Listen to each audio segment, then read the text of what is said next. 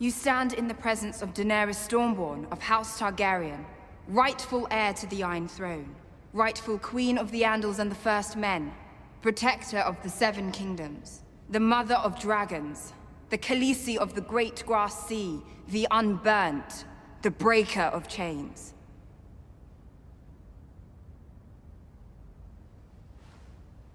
This is Jon Snow. He's king in the north. En fiction, ce que j'ai toujours kiffé comme pas possible, c'est cette capacité qu'ont certains auteurs lorsqu'il s'agit de créer une culture ou plutôt une hype autour d'un personnage qu'on connaît à peine, ou alors pas du tout. Parfois grâce aux légendes entourant le personnage, ou bien c'est dû à son design, ses affiliations. Bref, il y a plusieurs manières de s'y prendre, et lorsque ça vient à l'univers de One Piece, l'auteur ne se gêne pas pour nous faire comprendre l'ampleur de plusieurs de ses personnages les plus mystérieux grâce aux titres pour lesquels on les reconnaît dans le récit. Cette vidéo expliquera tout ce qu'il y a à savoir sur le rôle des titres dans l'univers de One Piece, non seulement de manière très détaillée, mais également en analysant leurs différences et l'unicité de certains d'entre eux. Si tu aimes le contenu One Piece, alors tu as tout à gagner en t'abonnant à la chaîne, et sans plus attendre, pour commencer, il va falloir comprendre qu'il y a plusieurs types de titres dans l'univers de One Piece avec différentes fonctions. Important de pouvoir les distinguer, surtout lorsqu'on parle de titres indiquant la puissance d'un personnage. Par exemple, on ne peut pas mettre sur la même échelle de puissance un titre tel que le plus fort épéiste au monde et le Seigneur des Enfers, ou bien celui de Capitaine Corsaire et Général Sucré, ou encore pire, Empereur des Mers et Amiral de la Marine. Le premier type de titres que l'on va retrouver dans One Piece sont ceux qui servent de surnom pour décrire certains personnages. Souvent, mais pas toujours dans le cas des pirates, des titres utilisés pour instaurer la peur. Exemple, le Seigneur des Ténèbres, le Chirurgien de la Mort, le Tueur de Marine, etc. Lorsque le surnom sous-entend une occupation ou un rôle, eh bien, il peut également être considéré comme un titre. S'il ne fait que décrire le personnage physiquement, c'est juste un surnom. Important de comprendre que pas tous les surnoms peuvent être considérés comme des titres. Exemple, le Paladin des Mers, c'est un titre et un surnom. La Jambe Noire est uniquement un surnom. Dans ces cas-là, le titre ne remplit qu'une seule fonction, celle de servir de réputation. Elle ne fait pas allusion à un rang, un grade ou une fonction particulière. Usopp reçoit le titre de Dieu sur Dressrosa. Pourtant, jusqu'à preuve du contraire, Usopp n'a rien d'un dieu. Rayleigh est le Seigneur des Enfers, mais on peut tous être d'accord qu'il ne s'est jamais battu contre Hades et il n'a certainement pas une horde de démons à ses ordres. Zoro est le chasseur de pirates qui n'a jamais chassé aucun pirate à l'écran. Avec ce genre de titre, on obtient uniquement la réputation entre guillemets du personnage. Dans l'exemple du héros de la marine ou le héros de Rocky Port, le titre est alors fondé sur les actions du personnage, mais bien souvent, ils peuvent également mener la populace en erreur. Le deuxième type de titre sont les désignations honorifiques exprimant une distinction de rang. On y retrouve les titres de noblesse tels que roi, reine, duc, impératrice, etc. Par exemple, le roi Riku, la princesse Vivi ou le duc Caborage, je pense qu'on n'a pas besoin de trop s'attarder là-dessus, même que j'ajouterai ici les différents rangs qu'on retrouve chez les épéistes, le rang de Kenshi, Kengo, ainsi que d'Akengo. Sinon, un troisième type de titre, là, il s'agit de titres faisant allusion au grade dans le monde de One Piece. Chez les dragons célestes, on a les 5 étoiles qui, eux, occupent chacun leur titre déterminant leur rôle. Dans la marine, par exemple, on peut atteindre le rang de vice-amiral, amiral ou bien amiral en chef parmi tant d'autres. Chez les pirates, on peut atteindre le titre d'empereur en se hissant dans le top 4 des pirates les plus influents des mers. Chaque équipage d'empereur a sa propre nomenclature, expliquant alors sa hiérarchie. Chez Kaido, par exemple, on peut atteindre le titre de Tobiropo pour pouvoir défier les calamités, autrement dit les lieutenants de l'équipage. L'équivalent des calamités chez l'empereur Big Mom, on les appelle les généraux sucrés, capitaine Titanic chez Barbe Noire. Bref, ils sont surtout connus comme les commandants dans la communauté One Piece, ce qui aide à simplifier le tout.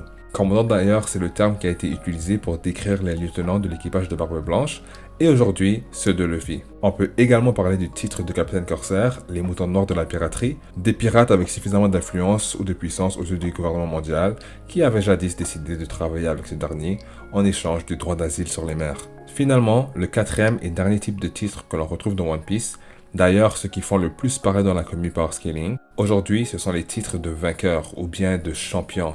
Les titres faisant directement allusion à la grandeur d'un personnage pour son mérite individuel, tel que l'homme le plus fort au monde, ou bien l'épéiste le plus fort au monde. J'imagine que le champion de God Valley pourrait aussi se retrouver là, vu qu'il suggère les exploits d'un personnage. À vous de me le dire en commentaire. L'heure est venue d'expliquer certains titres les plus souvent rapportés dans les discussions entre fans, histoire de bien comprendre le comparable du non comparable, quel titre fait référence à la puissance versus les titres qui ne font qu'indiquer un certain niveau, et à quel point ces titres sont-ils nécessaires pour réellement comprendre la puissance de One Piece. Le titre d'amiral de la marine fait référence au plus fort militaire du gouvernement mondial. Celui d'amiral en chef, par contre, ne confirme pas une supériorité au combat, il sert uniquement à distinguer le rang au sein des troupes. L'amiral en chef est le supérieur hiérarchique des amiraux, mais il n'est pas nécessairement plus fort qu'eux. Les empereurs sont les 4 pirates les plus puissants des mers. Là, il faut noter que la puissance est conférée par plusieurs choses dans l'univers de One Piece. Dans les yeux du gouvernement mondial et de la marine, c'est surtout l'influence du pirate. En d'autres mots, sa domination sur les mers, en fait, l'ampleur de son empire. On peut parler de fortune, gloire et pouvoir. Bref, pour être considéré comme plus puissant que les autres pirates, un individu doit avoir plusieurs choses à sa disposition. Un pirate naviguant seul, aussi puissant soit-il, ne sera jamais éligible à ce titre, très important de le comprendre. Maintenant, lorsqu'on parle des rapports de force, il y a 3 titres beaucoup plus intéressants que les autres, vu qu'ils sont assez explicites et uniques en leur genre. Beaucoup doutent de leur crédibilité, mais juste avant de discuter de chacun de ces titres, brièvement, parlons de l'addition récente aux arguments dans les débats de puissance qui fait beaucoup de bruit en ce moment, les rangs des épéistes. 3 rangs connus jusqu'à présent, le Kenshi, épéiste, le Kengo, maître épéiste, et le Daikengo, grand maître épéiste. C'est pas vraiment quelque chose qu'Oda s'est attardé à expliquer dans son œuvre, alors je ne sais pas à quel point c'est important, mais vu que de plus en plus de commentaires apportent le bail dans leurs idées, discutons-en, pourquoi pas. La meilleure manière de le comprendre pour l'instant, jusqu'à nouvel ordre, c'est comparable aux différentes ceintures que l'on obtient dans les arts martiaux. Les Kenshi, il y en a plusieurs super forts, mais j'imagine que pour atteindre le rang supérieur, tu dois être reconnu comme un puissant combattant qui se bat exclusivement au sabre, sans aide extérieure. Donc si on veut parler de rapport de force, un Kenshi peut techniquement être plus fort que Kengo, ou même que Daikengo, si le Kenshi tire sa carte maîtresse d'un pouvoir externe au maniement du sabre, tel qu'une météorite ou l'invocation d'un dragon de magma. Quant au Daikengo, je pense que l'unique différence avec le Kengo, c'est la durée et l'expérience. Le Daikengo pratique son art depuis plus longtemps et donc est reconnu comme tel. Un peu comme un trophée sur la PS5, du style jouer à la campagne pendant 172 heures, un joueur qui a joué au jeu pendant 24 heures aura beau être meilleur, il ne gagnera pas le trophée. C'est un peu comme une manière de reconnaître les vétérans. Je vais me permettre d'avoir ma propre interprétation là-dessus parce que, encore une fois, c'est un concept qu'Oda n'explore pas du tout dans son manga, ce qui est dommage, mais le personnage de Zoro n'en parle pas, Mihawk également, ce qui me pousse à croire alors que l'unique différence entre les Kengo et les Daikengo, c'est l'expérience. À aucun moment, t'as une institution reconnue sur les mers, expert dans l'art de l'épée, qui attribuerait ses rangs justement aux divers personnages. Ça n'existe pas. Zoro est maître épéiste à la fin de Wano parce qu'il est fort tout simplement. Il n'y a aucune aide venant du fruit de la gravité ou du bistouri, juste lui, ses lames et son haki. Et donc Zoro, il a prouvé aux yeux du monde que c'était un Kenshi à prendre au sérieux. Et voilà, c'est logique en fait de penser comme ça parce que si on se pose les bonnes questions, pourquoi Vista et les Daimyo méritent d'être vus comme des grands maîtres épéistes et pas Zoro? Quel serait le seul facteur X pour déterminer cela, à part le temps et l'expérience? Je rappelle que Zoro et Vista ne font pas partie d'un même dojo, village ou institution. Zoro est reconnu comme un maître épéiste à partir du moment où le journal décide qu'il en sera un. Tout semble indiquer que c'est plus une histoire de réputation qu'un calcul bien précis de la maîtrise au sabre de Zoro qui va dicter son rang en tant que sabreur. C'est pour ça que la conclusion logique, c'est que d'obtenir le terme Dai avant Kengo, donc grand avant maître épéiste, c'est plus honorifique qu'autre chose, mais en rien ça ne peut être utilisé pour nos rapports de force. Un épéiste peut vaincre un Kengo ou un Daikengo, tout comme un Kengo peut vaincre un Daikengo. Il y a peut-être une raison finale pourquoi les personnages en ont jamais parlé. Maintenant, est-ce que cela veut dire qu'un Daikengo peut être plus fort que le plus fort épéiste au monde? Jusqu'à preuve du contraire, bien sûr que non. Parce qu'il faut comprendre que le rang des sabreurs n'existe pas sur la même échelle que le titre de Mihawk. Tu ne passes pas de Kenshi à Kengo à Daikengo au plus fort épéiste au monde. Pour devenir Daikengo, tu dois gravir les échelons, comme les ceintures au judo. Mais pour devenir le plus fort épéiste, il faut juste battre Mihawk. Mihawk est le sabreur le plus fort au monde, en plus d'être un Daikengo. Ça coexiste. Et donc son premier titre, confirme sa supériorité sur tous les Kengo, Dakengo, et j'ose même dire les Kenshi qui perdent plus que la moitié de leur puissance sans leur sabre. Et son deuxième titre, Dakengo, confirme qu'il a été un Kengo pendant de nombreuses années et que son talent a été reconnu dans le monde principalement dû à sa force à l'épée. Pour comprendre la distinction, le titre de Dakengo de Vista confirme sa supériorité sur aucun personnage. La nature des deux titres est complètement différente. Et on termine la vidéo avec les 3 titres qui nous intéressent le plus. L'homme le plus fort au monde, c'est assez explicite comme concept. Cela semble être fait établi de la bouche des personnages ainsi que celle du narrateur. Lorsqu'il arrive à Marineford, le narrateur ne confirme plus cette thèse, pourtant c'est la perception des personnages. Un message que semble vouloir faire passer Oda au travers de Barbe Blanche, c'est qu'on ne peut pas rester l'homme le plus fort éternellement. Alors est-ce que Barbe Blanche vaut son titre à Marineford? J'imagine que ça restera l'éternel débat. J'ai envie de dire que oui, même s'il n'est clairement plus le meilleur combattant, son pouvoir reste celui de détruire le monde. Et c'est surtout cela qui effraie Sengoku plus qu'autre chose. En étant complètement franc avec vous, je pense que la blessure infligée par Squardo ne peut vraiment pas être sous-estimée dans la performance de Barbe Blanche à Marineford, que plusieurs fans considèrent comme médiocre comparé aux autres empereurs du Nouveau Monde. La séquence des événements de l'arc, selon moi, nous a empêché de voir cet homme nous montrer son véritable potentiel offensif, même à son vieil âge. Kaido sans bête est décrite comme la créature la plus puissante au monde, ce qui pour certains pourrait être vu sur la même échelle de puissance que le titre de Barbe Blanche, vu que les hommes sont des créatures, et pour d'autres, le titre de Kaido pourrait faire référence uniquement aux bêtes du monde de One Piece, telles que les Mink. Là, je sais pas si ça peut être raciste de dire ça, mais assurément les monstres marins, les lapins enragés de l'île de Drum, les crabes à Arabasta, ainsi que le reste de la faune inconnue du viewer. Oda ne l'a pas spécifié, mais il est important de souligner que lors de son introduction, il est aussi expliqué que si c'est un 1 contre 1, il faut parier sur Kaido. Voilà pourquoi la conclusion logique au titre de Kaido inclut toutes les créatures, incluant les hommes. Cela le rendra-t-il de facto plus fort que Barbe Blanche? Pas nécessairement, pour 2 raisons. Primo, le titre de Kaido, contrairement à celui de Mihawk ou de Barbe Blanche, lui est donné entre guillemets. Donc c'est la perception des gens du monde de One Piece. Pour le lecteur, c'est plus de la hype qu'un fait que l'auteur tente de faire passer en mode « Ouh, on dit, tu vois ». Est-ce que c'est vrai? C'est un point d'interrogation en fait. Mettre quelque chose entre guillemets, c'est remettre quelque chose en cause. Si, par exemple, on avait mis le titre de Mihawk entre guillemets, oh boy, j'ai même pas envie d'y penser. De ce haut, Kaido n'a jamais été présenté comme tel durant la vie de Barbe Blanche, donc son titre aurait pu lui être donné après la mort du padré. Ce qui est sûr, c'est que Big Mom sous-entendait que Barbe Blanche était plus puissant que Kaido, mais encore, le mot puissance est à prendre avec des pincettes, parce que bien sûr, cela peut vouloir dire plusieurs choses. Est-ce que je pense que l'introduction de Kaido est une sorte d'hareng rouge de la part d'Oda? Oui et non. Je pense qu'on verra plus impressionnant que lui en termes de combat, mais les rumeurs quand même avaient leur part de vérité si on se concentre uniquement sur les stats physiques des personnages, c'est-à-dire la force, l'endurance et la résistance.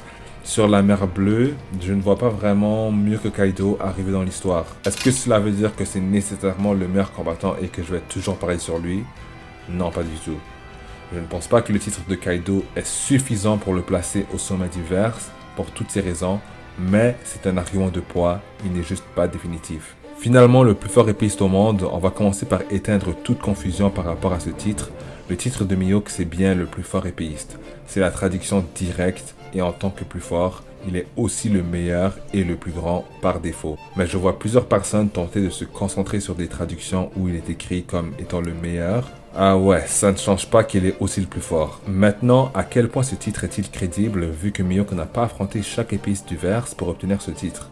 On ne l'a jamais mentionné à Wano, donc c'est quand même assez compliqué, vous me direz. C'est sûr que si on vivait à l'intérieur du monde de One Piece, questionner la validité du titre de Mihawk serait logique, mais en tant que lecteur, on a l'avantage d'avoir une vue d'ensemble sur l'œuvre. On a l'avantage de savoir que le deuxième personnage principal de l'œuvre s'est fixé le personnage de Mihawk comme objectif, et que lui ne questionne pas la validité du titre. On a aussi l'avantage de voir qu'il n'y a pas que les personnages de OP qui le perçoivent en tant que tel, mais aussi le narrateur.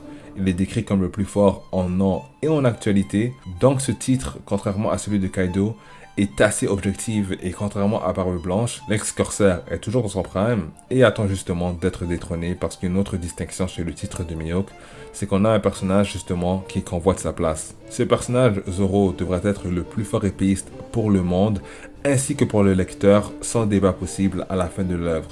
Donc en se positionnant en tant que lecteur et non participant du monde de One Piece, on comprend que ça ne servirait pas à grand chose de voir Zoro détrôner Mihawk à la fin du récit, juste pour avoir certains fans crier que Zoro n'a jamais battu Denjiro ou Vista. De ce fait, la validité du titre de Mihawk tient une importance supérieure à celui des premiers abordés, surtout pour éviter ce genre de conversation à la fin de l'œuvre. Mihawk aujourd'hui a son titre car il a soit battu le précédent détenteur du titre, ce que je pense d'ailleurs, je pense qu'il s'agissait de Religion, ou bien il a montré au monde que indéniablement, aucun autre sabreur ne lui arrivait à la cheville sur une longue période de temps, ou ce serait devenu un fait établi que même les grands épices contre qui il ne s'est jamais battu reconnaissent sa supériorité, comme Vista qui savait au préalable d'ailleurs qu'à Marineford, il fonçait dans un combat déséquilibré. Pour faire court, c'est quoi le titre de Mihawk? Si c'est un 1v1 et que le combat se passe au sabre, parie sur Mihawk. Il est clair que son titre nécessite bien plus qu'une simple maîtrise au sabre, mais fait aussi référence à la capacité de remporter les duels face aux autres combattants au sabre, d'où l'importance du flashback de Zoro, où Kuina sous-entend que malgré une meilleure maîtrise, au final, le titre de plus fort sera décroché par le plus vite, le plus endurant et le plus fort. Bref, celui qui est capable de l'emporter sur l'autre. Je vais parler vite fait du titre inventé de meilleur sniper. Si ce titre existe, je dis bien s'il existe, ne détermine absolument pas que Yasop gagnerait au combat contre tous les personnages utilisant des armes à feu. Car justement, on parlerait de sniper. Et la qualité de sniper est déterminée par sa capacité à assister et à viser, et non à triompher des autres snipers au combat. Pour déterminer le meilleur sniper, nul besoin de s'affronter au combat, mais il est certain que si Yasop affronte Barbe Noire par exemple, l'exemple que j'ai souvent vu d'ailleurs, Barbe Noire qui premièrement a une arme à feu complètement différente de celle de Yasop, ne va certainement pas se limiter à son arme. Si on dit les termes, il va probablement même pas sortir ses fusils. Finalement, le champion de God Valley, pour moi, fait référence au champion du jeu de chasse entre les chevaliers divins, où il aurait aussi pu être donné à Garling, de la même manière que Garp a reçu son titre de héros de la marine. À tous les coups, ce titre ne regarde que les chevaliers divins et en aucun cas sous-entend une supériorité au combat vis-à-vis des autres monstres qu'il y avait sur God Valley. Si tu es toujours là, eh bien il n'y a aucune raison de ne pas lâcher un pouce bleu. Objectif 200 likes les amis. Sinon je vous dis à tous mes abonnés un gros merci et à une prochaine fois. Allez, à plus.